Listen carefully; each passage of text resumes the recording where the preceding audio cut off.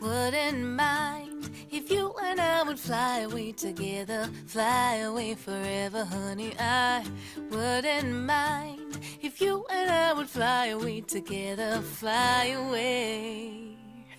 So now on to something that I'm really excited about. Like this is really why I want to shoot this part of the episode. Monica is extremely creative, and on top of being extremely creative, she can execute a really great product. So we decided to save money by not buying flowers, because flowers, how much do you think flowers can range? Like well, anywhere from, if you do it yourself, you can spend about $500 on flowers, and that's going to the market, flower district, doing everything yourself. But I mean, it can go up into a couple $1,000s, Yes. $1,000 to $5,000. I know people who've spent even more than that. they die after a couple of days, so you don't have anything. So Monica is very creative, and one of her mediums that she really excels at is paper. And so she actually created the flowers, and if you could go over that process. I did. So this is one of the flowers right here. This is just a random one that was left over. I decided, I had probably like a week-long trial and error of like Pinterest and YouTube and trying 1,000 different ways to make paper flowers, maybe probably more like 10 different ways, but still messing around with all these flowers, trying to figure out what worked best. I did a different version originally, and then I ended up coming across this Pinterest article that was a little hard to follow, and just kind of went with it and ended up with this particular type of flower, which is actually, it's 5 pages. Each petal is 1 page. So it is a little bit of a tedious process. And then I also decided, as you can tell, it is purple. Most books are not purple on their own. So we actually had a process where I would watercolor out all the pages first. So David, thankfully, was a very helpful fiance at the time. Our cats were very helpful as well. Yes, they love to walk across the watercolored pages. So for my bouquet was all 7 Harry Potter books. Each of my bridesmaids was their favorite book, their favorite love story, and their favorite Harry Potter.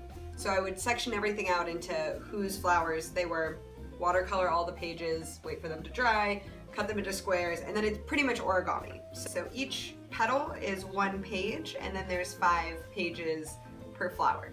So the whole project was to make my bouquet.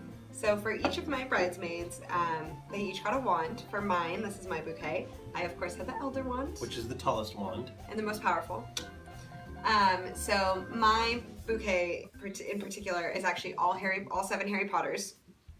So this is all 7 Harry Potters, watercolored and rhinestones in the center.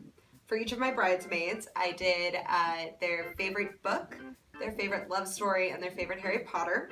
And then I selected a wand for each one depending on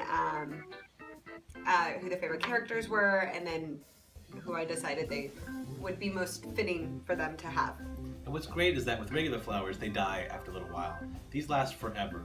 Some of the bridesmaids show us pictures while they're getting on the plane, and they have to hold it while they're on the plane because you don't want to bend any of the flowers or anything. And they got compliments. In fact, Monica's sister said someone commented that it could be in a museum, that it's so beautiful. It's a piece of art. And people literally put them up in their homes when they got home. We got pictures of people making displays for them. Another amazing idea that Monica had was like, people have centerpieces usually, and so the centerpieces are typically flowers. She's like, well, how about instead of centerpieces, we put board games? Yeah, it actually started with Legos, because we're both Lego fans. David, when we first met, he had the Lego Death Star, and then from there it kind of escalated where I was like, well, I mean, Legos are fun, but what if we had a couple different board games like Connect 4 and Apples to Apples? Or Hungry Hungry Hippo. Yeah, and it was such a hit. People had so much fun because, it didn't matter who you were sitting with, whether you knew the people or not, you get to be a kid again. And yeah, and while people were waiting for the wedding party to come out, they'd sit down like, oh, I love Apples to Apples. And so they'd all start playing and people would just have a great time.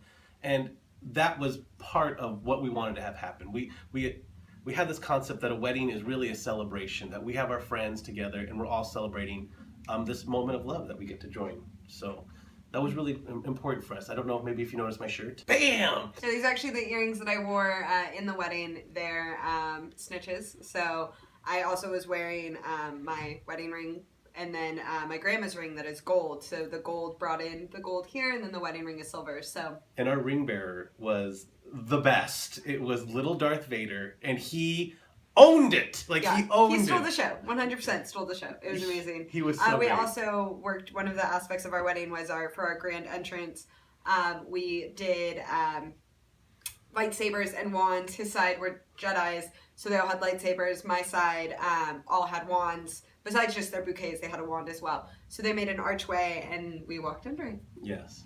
So that's just a little bit about our wedding, and that really made it personal for us. We weren't trying to replicate a template. We weren't trying to do the same steps that everyone before us has done. We really put our own signature on the wedding, and that made it a memory that's a living fantasy, really. Well, we hope you enjoyed listening to a little bit about our wedding, and hope you follow along for our upcoming adventures of our honeymoon. And I just want to say one more thing, that Monica was absolutely stunning in the dress and the makeup, and yeah. So happy to be with her. Thank you. Happy adventures.